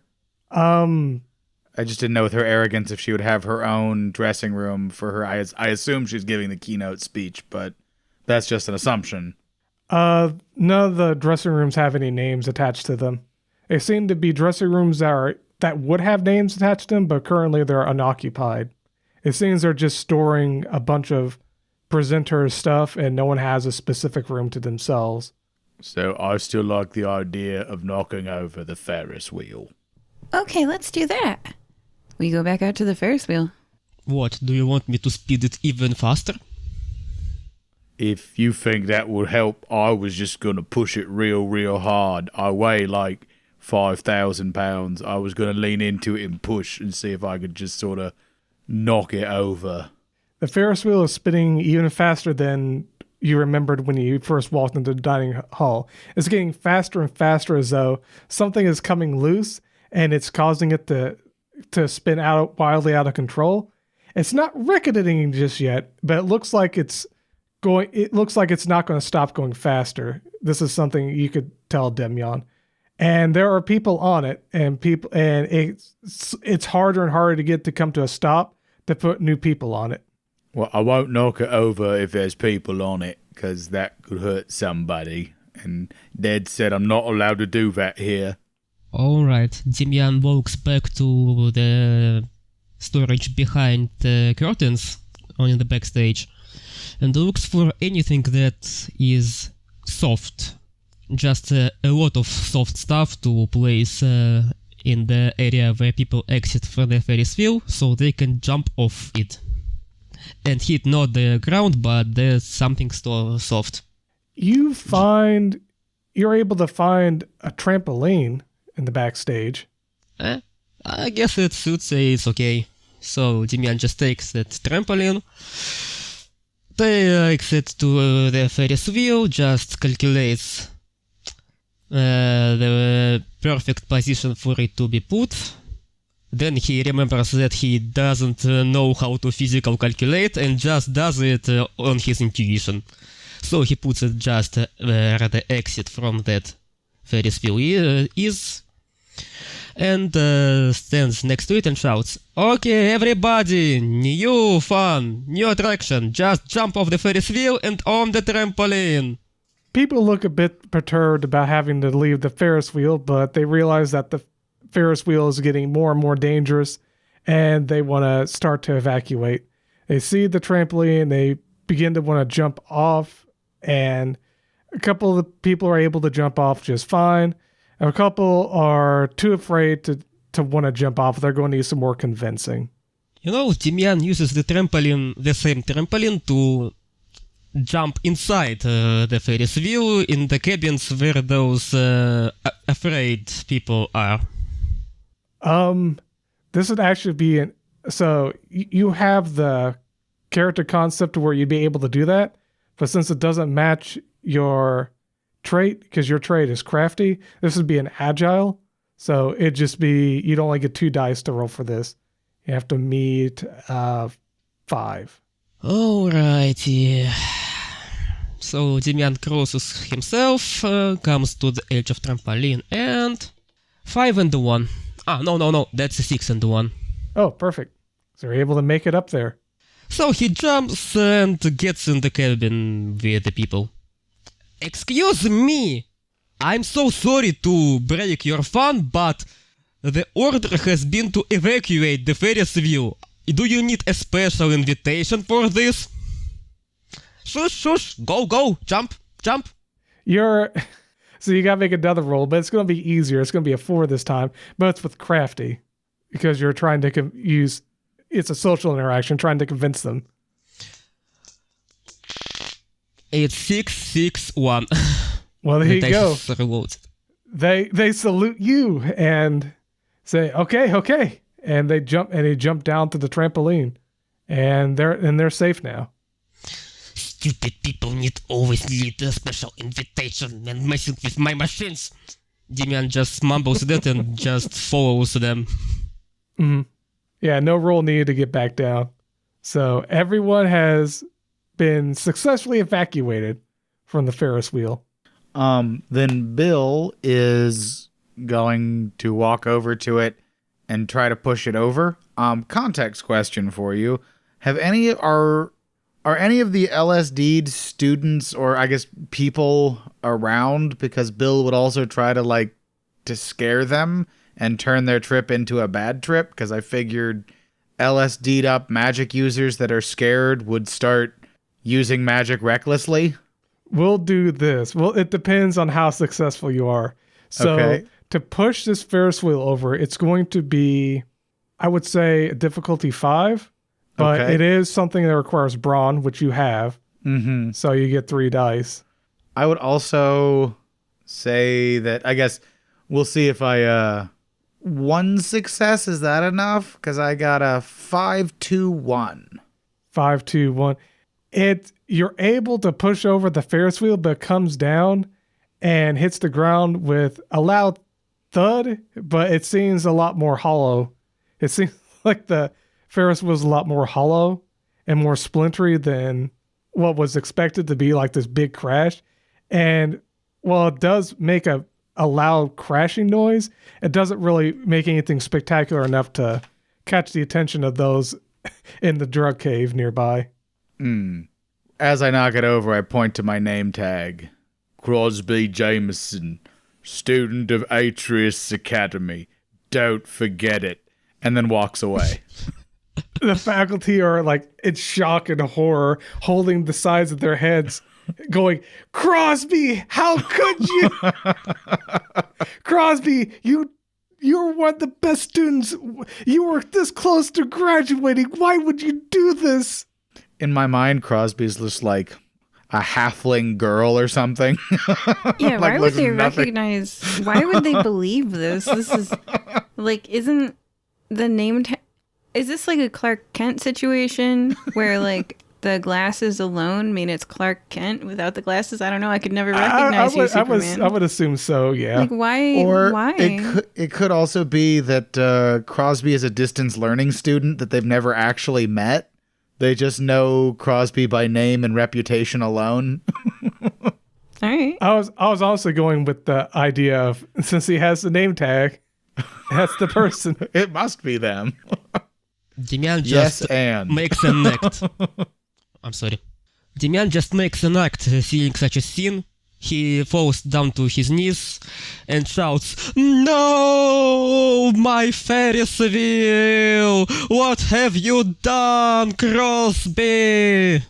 I broke it. Then he just looks at Crosby, at his tool bag, gets out the biggest wrench he could find, with a name tag on it, which is attitude adjuster. "Go get him here, I'll adjust his attitude." After that, he just walks to the remains of Ferris wheel, opens the engine cover, and sees the name tag he placed before. So, Atreus Academy.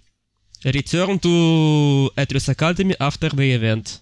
I must report it to Mr. Cockbright. Such a disgrace, I must report this to Mr. Cockbright. He'll take some action.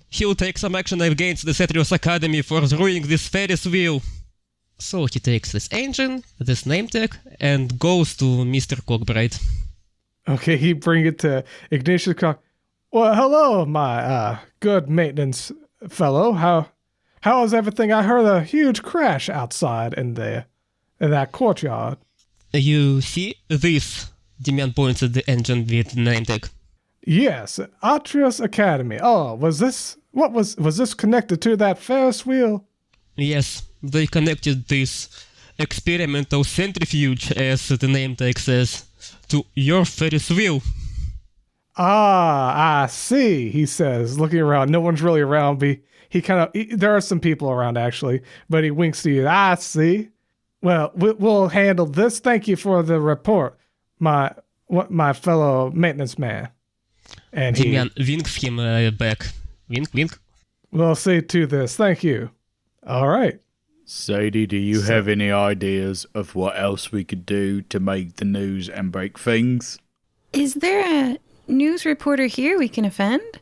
Like, is one reporting on a booth where a company is recruiting recent graduates that we could distract with something more interesting for them to report on? Yes, actually, with everything that's been going on, and after a while, someone actually comes in because of the crash to see what's happening, and it's a news reporter from Nicomoy. There's someone coming in, they're doing interviews with people, and you see some of the faculty kind of freaking out, wondering what's going on. You even see some of the forum employees not confused at what the Ferris wheel just came down. It doesn't seem like anyone was hurt. And the interviewer is actually going over to Sadie's drug trip paradise. What did you call it again? I apologize. What was it? Sadie's ego dissolution or something like that. The reporter is going to Sadie's ego dissolution to get reports on what happened. And they're giving the reporter wild claims of everything that's going on and saying things like there were dragons flying around. The reporter is confused and taking notes and is looking around asking about the Ferris wheel. I think I want to talk to the reporter. Oh, this is scary. Nope. Okay, I want Bill to talk to the reporter. All right. Hey, Bill, can you tell the reporter that, so the central conflict here is that Atrios Academy excludes people. It's located in a place that you can't get to unless you teleport, and they often kick people out for small, trivial reasons, which is why the person hired us. So let's forcibly give them a different reputation as an inclusive place and just kind of like really mess them up at a deep level. And let's get that reporter to talk about the change that has happened in this academy and how it is now a welcoming, nurturing place for people with open minds. Open your mind. How do I do that? I don't know, but maybe show them the LSD people. Bill All these students aren't expelled and they're using drugs. Bill walks over to one of the reporters and goes, "There's a lot of students using drugs." And Tectonia saw them and didn't stop them. In fact, she let more people in and then went away to go eat lunch in the dining hall where there are also students taking drugs that look like sugar.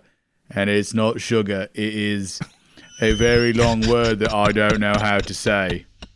But they call it ketamine, so I suppose it makes you act like a cat. Oh my God. The reporter's just like with wide eyes looking, and it's like, it's right in, just taking all this down. And my name, what is... My name is Crosby Jameson, and I knocked over the Ferris wheel, and no one stopped me, and I'm still a student, and they all said I was a good student. So they're a very great place that likes drugs and knocking over Ferris wheels. Crosby Jameson knocking over Ferris wheel, doing drugs. Right. Okay. Well, thank you, Mr. Crosby. I appreciate your input on the situation here. I'll have to go interview Tectonia now. the school chancellor, who is none the wiser of what's happening, and the reporter makes her way to the dining hall. He turns around at Sadie and goes, "Did I do a good job?" I honestly do not know. Well, moments later, you see Tectonia rushing out of the dining hall. What is going on out here? The Ferris wheel. No, the Ferris wheel got knocked over. And why is there... And she gets sworn with the reporter and people clamoring for questioning her on what's going on here. And she's like, "I don't know. I was just eating a sandwich." Did she put any sugar or salt on her sandwich? Wait, actually, she can't eat a sandwich. I just realized because she's a tree person. What'd she do? How would she eat? Standing in the sunlight. That is true, yeah. That would be how roots. She could be drinking water and absorbing nutrients that way. Yeah, I'd imagine that. Well, she would have had the batch before it got contaminated. Everyone after her got contaminated. While she's doing that, Bill's going to wander over to the petting zoo and see if there's anything over there he can cause more mayhem while she's out. Mm-hmm. Oh, yeah, it's just a typical petting zoo. The animals are a bit spooked from the Ferris wheel going down, but the handlers are taking care of them and have calmed them down since then. And they seem to be just more concerned about the animals' well-being than anything else going on. It looks like they're trying to pack up, but they haven't been given the orders to by the owner of this establishment. Can I open the pens and let out The frightened animals? Yes. They're not going to run away immediately because they're not spooked. They were spooked, but they've been calmed down. If one of you all wants to spook them, I will open the gates. I forget, is Demian posing as a student? No, he's a worker. Ah, okay. An Atrios Academy worker? No, the arena worker. Okay. Well, I guess what we can do is get the Chancellor over here, and she'll be like screaming, right? So like get the very agitated Chancellor, and then I'm picturing her getting like, you know, lovingly head nudged by a cow and then like screaming at it. Yeah, I think that's what would happen. And then also maybe... that's adorable. Just the thought of that. But then like her yelling would probably spook some of the animals too. Yeah. Oh, that's devious. I love it. So if you want to open the gates and I will get her over here. Okay. So while they're doing that, I'm going to make my way to Tectonia. It's not Tectonia, it's Tectonia. But Tectonia, excuse me. Yeah, it's close enough. I'm going to make my way over to Tectonia and tell her she needs to come over here. She's being swarmed by reporters and confused faculty and confused engineers or not engineers, but just workers at the arena. She's being swarmed. She's looking for a way out, and then she sees you, Crosby Jameson. You, Crosby Jameson, one of my finest. Well, once one of my finest students. Do you realize what you've done? Do you realize how close you were to graduating? And this? What have I done to have wronged you? What have I done to deserve this? What has anyone done to... Crosby, I would like to have a word with you in private. All right, let's go over to the petting zoo. Yes, the one place that hasn't been ruined yet. That you haven't ruined yet. Yes, I'd like a word with you. So she follows you to the petting zoo. What is the word you would like to have with me? If a tree could like get red in the face from being bloodshot and just being angry, this tree almost looks like it's about to catch fire. In fact, the enchanted light that makes up her dress, it also makes up some other accessories around her. Like she's using lights to make a bracelet and some earrings and some jewelry. Just it's all of this is made from light, but it starts to get flaming hot, this flaming fiery red orange. And she is extremely upset with Crosby. It's like, do you realize what's going to happen to you? Just real quick, after she says the first word, he goes, "That's the word we had together." And he walks like further into the petting zoo to try to draw her into where more animals are. You are not only going to be expelled, more than that. I'll make sure no one will want to take you up ever again for what you've done. Do you realize what this does to our reputation as a prestigious academy? I am The news reporter's camera is zooming in on her screaming and sheep like running around, and the sheep are like terrified, and it's as she stomps her foot that the gate opens. Do I have anyone... Would anyone roll for anything? Would this be... I feel like she would be rolling, but she's not rolling to succeed. I'll just have it happen. This is a weird setup, but it's working. The animals start to get spooked and start running out of the way. Knocks one of the camera people holding the cameras over, and the camera falls, and it gets footage of animals stampeding past, and like you just start to hear a bunch of chaos happening from the animals running all over the place. They're not happy. The poor animals. They don't know what's going on. So right now, I am torn between what I want my character to do, because I want to mess with Crosby Jameson at this point and want to continue everyone thinking I'm Crosby Jameson. But on the other hand, I can reveal that I'm not really a student and she didn't know who I was this whole time. And it would undercut her further, and I'm torn as to which one I want to do. I think at this point, while the cameras are on her and the animals are running amok, I'm going to look at the camera and take off the badge and go, "I'm not really a student here, but she thought I was the whole time, and she's the chancellor. How prestigious can your school be? And then he drops the name tag. It's I'm gonna stick by my ruling. It's like the Superman with the glasses. yeah, Superman with glasses. Yeah. As soon as the name tag comes off, there's a loud audible gasp from a lot of the Falcons. He wasn't Crosby Jameson the entire. Who is this person? And now the faculty of Atreus Academy is confused, shocked, enraged at this revelation. Who is this imposter? And they want to know who it is. But at the same time, the reporters are reporting in that faculty doesn't even recognize their own students, and they're allowing it's a security breach. And so now everyone's aware that you're not a student, but it still got the point across.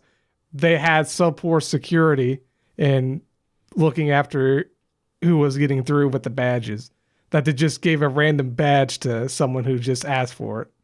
And also, none of the faculty recognized a student. Apparently one of their best students, none of them knew who he was. Mm-hmm. But all the same, the person who knocked down the Ferris wheel and did all this stuff wasn't a student, but still. Oh, I'm actually a different student. My name is Eddie Vance.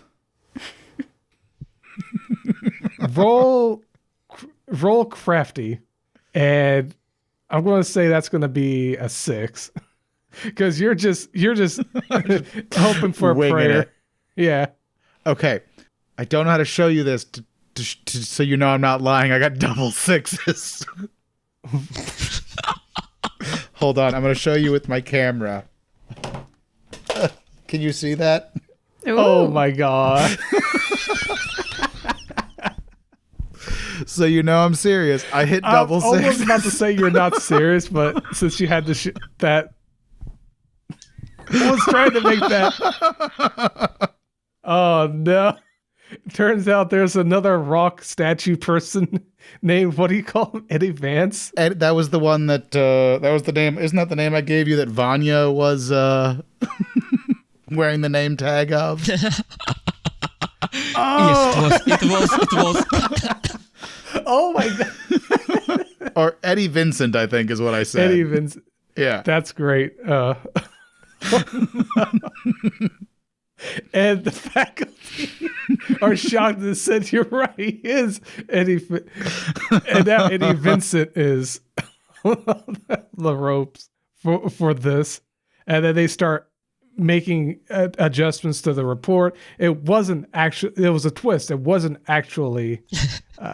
I can't remember the names of these NPCs. Crawley Jameson was the one I was. Crosby. It was actually Eddie Vincent. Yeah. Oh my God, so many names to keep track of. And the report is in now. That person is responsible for knocking over the Ferris wheel and causing this commotion.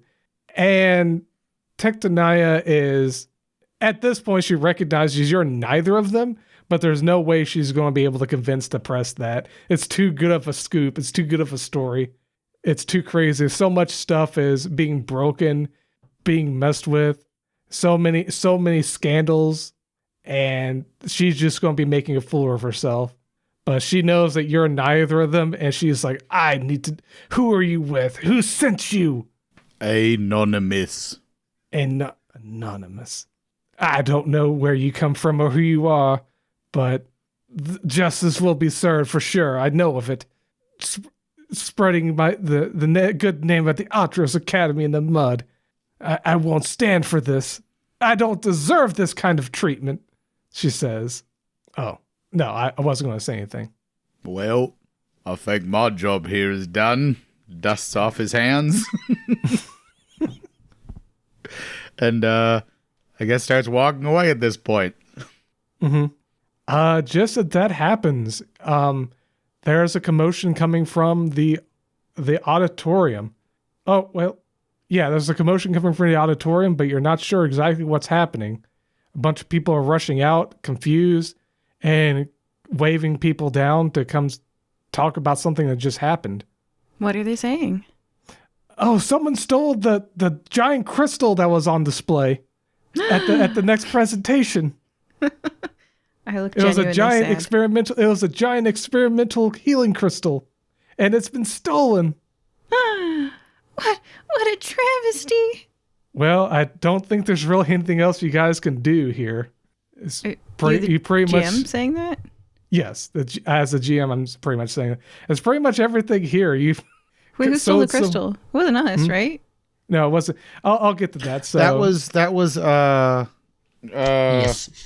Vanya. We caused a big enough distraction that Vanya stole the giant healing crystal. Nice. Okay, I forgot about that. He didn't tell you what he was stealing, but that turns out what it was. Nice. So yes, you all managed to inflict enough damage to catch the attention of the local news.